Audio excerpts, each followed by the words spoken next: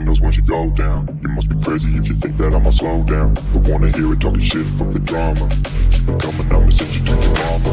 Mr. Whip, whip, whip, with the gun down. Drop it off. Hello friend, তোমরা সবাই কেমন আছো? শুরু করছি আজকের এক নতুন গল্প। যদি ভালো লাগে তাহলে একটু ফিডব্যাক দেবেন।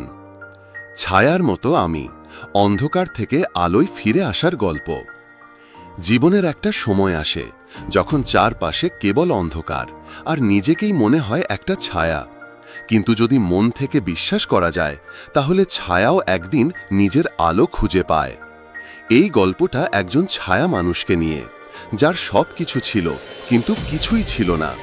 একটা জীবন যা হারিয়েছিল পথ, আর সেই পথ খুঁজে পেয়েছিল এক অসম্ভব যুদ্ধে। আমার নাম অর্ণব।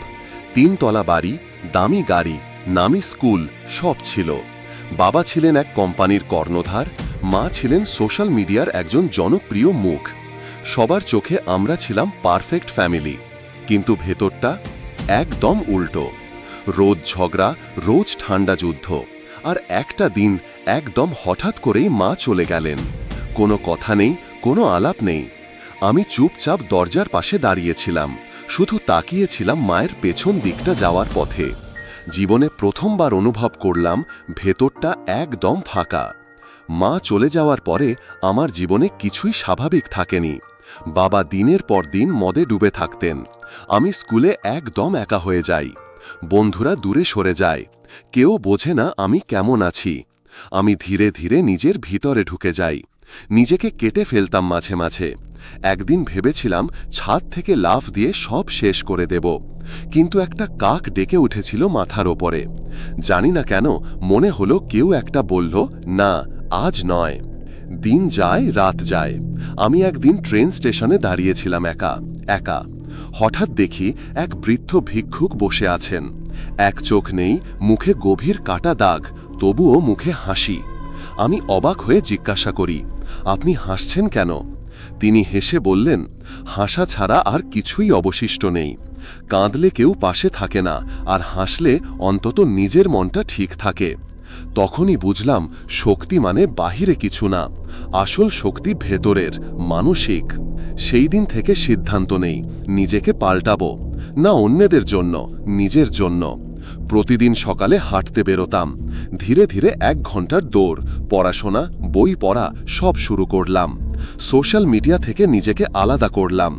নিজেকে বলতাম, তুই পারবি, কারণ তোর মতো কষ্ট সবাই বোঝে না, কিন্তু তুই জানিস কিভাবে সেটা পার করতে হয়। আমি নিজের জন্য একটা ছোট ব্লগ খুললাম, একটা দিন, এই ছিল নামটা। সেখানে লিখতাম ঠিক যেভাবে অনুভব করতাম। আশ্চর্যভাবে মানুষ পড়তে লাগলো। লাইক পড়ল না বেশি, কমেন্টও না, কিন্তু কিছু ইনবক্স এলো, তোমার লেখা পড়ে আজ আমি আত্মহত্যা করিনি। আমি কাঁদলাম সেদিন, কারণ প্রথমবার মনে হলো আমি কিছু একটা করেছি। ধীরে ধীরে কথা বলা শিখলাম, স্টেজে উঠলাম, লেখা থেকে বক্তৃতা। আর সেই আমি যে একদিন নিজেকে শেষ করতে চেয়েছিল, সে আজ মানুষকে নতুন জীবন দিতে শিখেছে।